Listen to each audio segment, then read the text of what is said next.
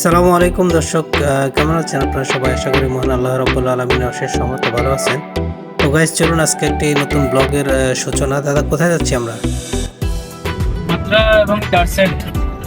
এবং ডারসেট। তো দর্শক, আজকে অনেক অ্যাক্টিভিটিসের প্ল্যানিং নিয়ে বের হয়েছে।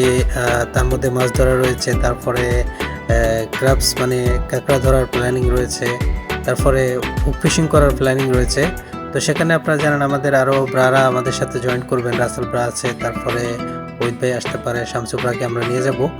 তো দর্শক, চলুন দেখতে থাকুন এবং কি আমাদের বাকি অ্যাক্টিভিটিসগুলো আপনাদের সাথে শেয়ার করার সম্বন্ধে তো আপনারা দেখতেই পাচ্ছেন। সেই সাথে রসিক প্রিয়লা চ্যানেলটি যারা নতুন দর্শক, সাবস্ক্রাইব করে পাশে থাকবেন। আর আপনাদের সাপোর্ট পেলে আমরা ইনশাল্লাহ এগিয়ে যাব। তো গাইস, চলুন, লেটস গো।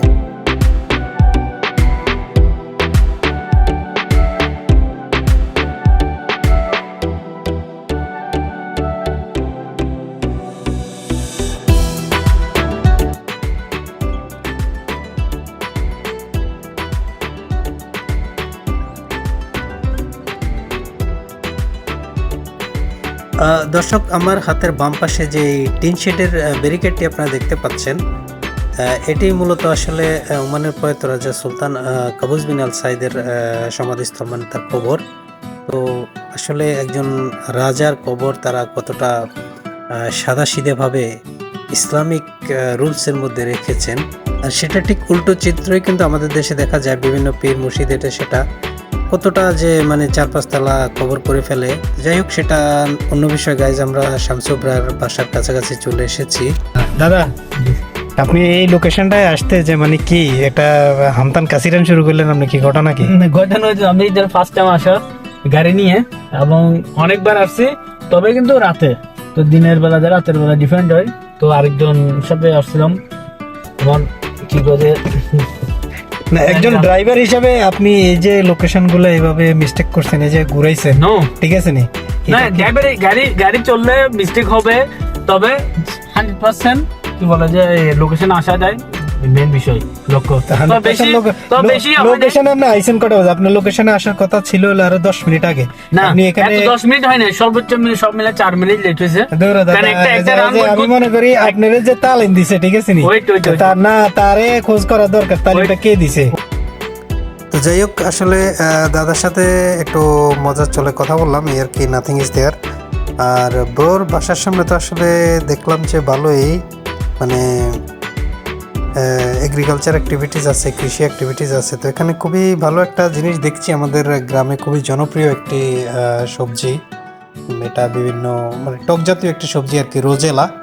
তো এই রোজেলা ফলটি আপনারা চিনে থাকেন, এটার খুব ভালো একটা দিক রয়েছে।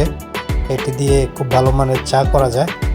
তো দর্শক, আসলে যেহেতু আজকে আমরা ফিশিং করতে যাচ্ছি, সেই হিসাবে আজকে আমার মনে হচ্ছে রোজেলাগুলো আমাদেরকে নেওয়া উচিত। এগুলা মাছ দিয়ে খুব ভালো টেস্ট পাওয়া যায়। তো চলুন, ইনশাল্লাহ এগুলো নিয়ে নিব। তারপরে যদি আজকে ভালো ফিশিং করতে পারি, ভালো মাছ ধরতে পারি, আল্লাহ যদি আমাদেরকে দেন, তাহলে ইনশাল্লাহ এগুলো দিয়ে রেসিপি হবে, সেটাও দেখতে পাবেন। তো এখন আমরা সোজা চলে যাচ্ছি দারসাইড বিচে। আমরা মোটামুটি দারসাইড বিচের কাছাকাছি চলে এসেছি। সেখানে গিয়ে আমরা প্রথমে হুক ফিশিং ট্রাই করব। তো দর্শক, আসলে হুক ফিশিংয়ে কাজ হয়নি, তাই আমরা জাল নিয়ে বেরিয়েছি। এখন জাল মারবো, আপনারা দেখতে পাচ্ছেন আমি এগিয়ে যাচ্ছি সমুদ্রের দিকে। তো জাল মেরেছি দর্শক, এখন দেখা যাক কি আসে। সঙ্গেই থাকুন, দেখি আমরা কতটুকু মাছ ধরতে পারি। আজকে চেষ্টা করে যাব ইনশাল্লাহ।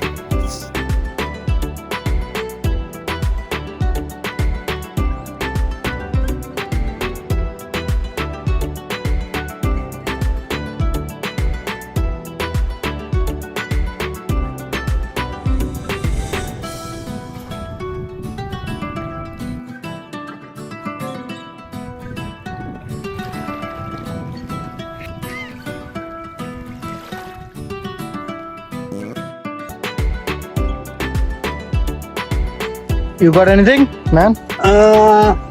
I think yes. এই কালা ইবার কথাই আমরা কইছিলাম একটু আগে। Oh, bro.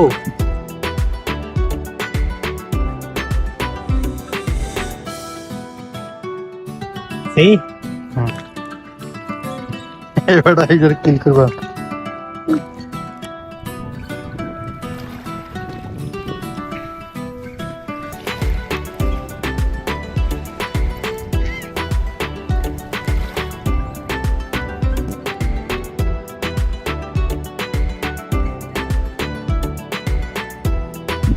Sorry, got more. Ah, that is nice, man. Let me pick it up.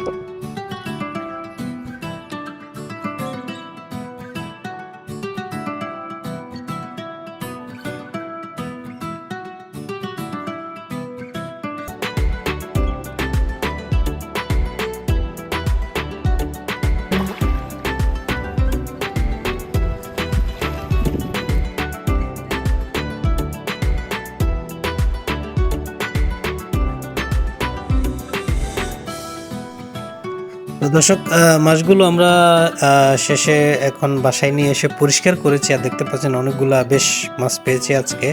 তার সাথে আমরা ক্রাবস কিছু কাঁকড়া ধরেছি। এর সাথে এর আগে আমাদের সুমন দাদা কিছু একটা স্কুইডও ধরেছিল হুক ফিশিংয়ের সাথে বড়ি দিয়ে আর কি। তো ওটাও আজকে ইনশাল্লাহ রান্না হবে, দেখতে পাচ্ছেন আপনারা। তো চলুন আস্তে আস্তে কুকিং প্রসেসগুলো আপনাদেরকে একটু শেয়ার করব।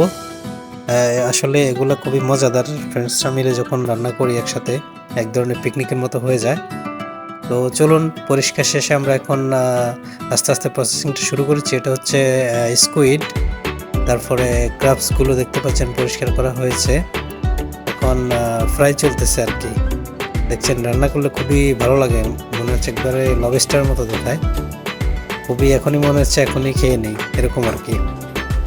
তো ইনশাল্লাহ আমাদের রান্নাও এগিয়ে চলছে। আর আজকের যে শেফ, বিশেষ করে ক্রাবসের শেফ হচ্ছে সুমনদা, আর সাথে মাটন রয়েছে, সেটার জন্য রাসেল ব্রা আছে। তো এই ফাঁকে আমি একটু সালাদ কেটে নিয়েছি।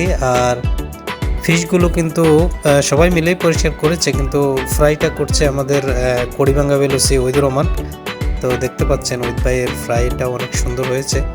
তো দর্শক, চলে এসেছি খেতে। খাওয়ার মধ্যে দিয়ে আজকের ব্লগ এখানেই শেষ। ইনশাল্লাহ দেখা হবে নতুন কোনো সৌন্দর্য নিয়ে আপনাদের সামনে হাজির হব। সে পর্যন্ত ভালো থাকবেন, সুস্থ থাকবেন, এবং কি রসিক প্রিয়লা ইউটিউব চ্যানেলের সাথে থাকবেন। আল্লাহ হাফেজ। এমনকি বিস্তারিত কমেন্ট করে, লাইক, শেয়ার এবং কমেন্টের মাধ্যমে আপনাদের মূল্যবান মতামত আমাদেরকে জানাবেন। আল্লাহ হাফেজ, আসসালামু আলাইকুম।